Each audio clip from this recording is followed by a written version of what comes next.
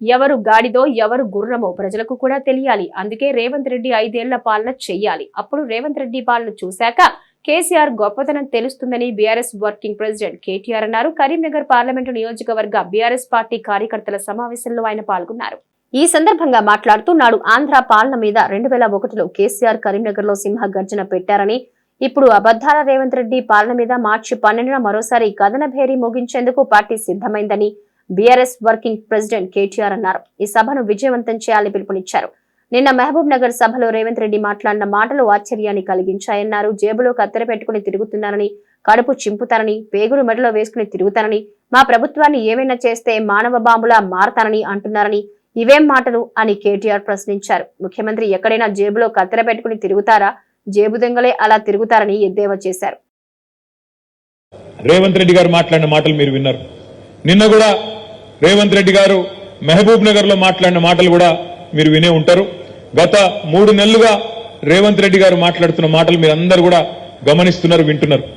కానీ నాకైతే నిన్న అర్థం కాలేదు. మహబూబ్ నగర్ లో ఆ భాషా ప్రయోగము, ఆ ఆవేశంతో ఊగిపోవడము, నోటికొచ్చిన మాటలు, అంటే అధికారంలో ఉండి కూడా ఇంత ఫ్రస్ట్రేషన్ ఎందుకో, ఇంత ఆగమాగం ఎందుకైతుండో నాకైతే అర్థమైతలేదు.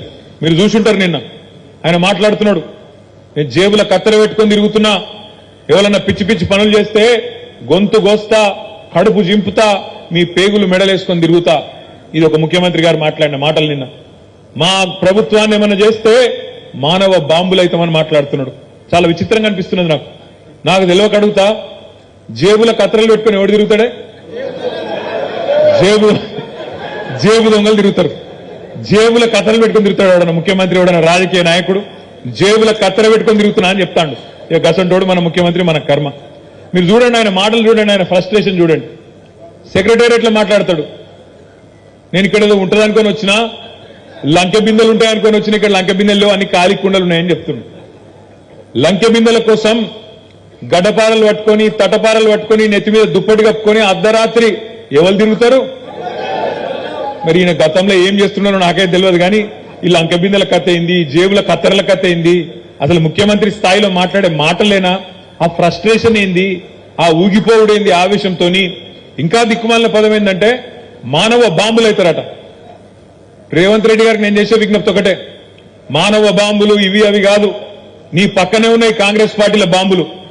ఎవరో కాదు నీ కూల్చేది, నీ పక్కనున్న బాంబులే. నల్గొండ బాంబు, ఖమ్మం బాంబు, వాళ్ళే నీ గవర్నమెంట్ మీద వాళ్ళే చేస్తారు. చేసేదంతా మేమేం చేయం. మేము మనస్ఫూర్తి కోరుకుంటున్నాం రేవంత్ రెడ్డి గారు, నువ్వు 5 ఏళ్లు నిక్షేపంలాగా ఉండాలి, 5 ఏళ్లు ఉండాలి. నువ్వు ఇచ్చిన 420 హామీలు అమలు చెయ్యాలనే డిమాండ్ చేస్తున్నాం, చెయ్యాలనే కోరుకుంటున్నాం.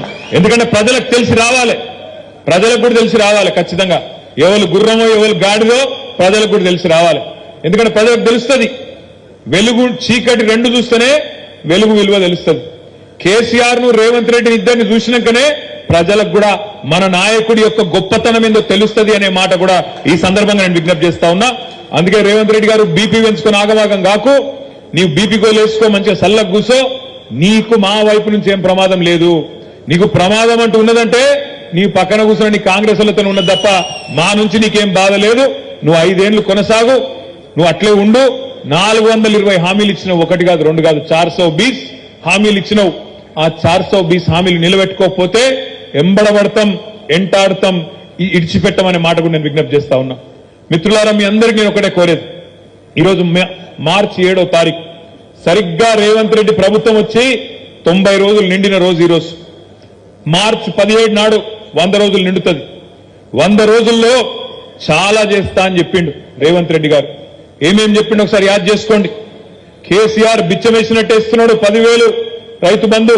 నేను రాగానే 15,000 ఇస్తా, మీరొక్క 10 రోజులు ఆగితే నేను 15,000 రూపాయలు మీ ఖాతాలు ఇస్తా అన్నాడు.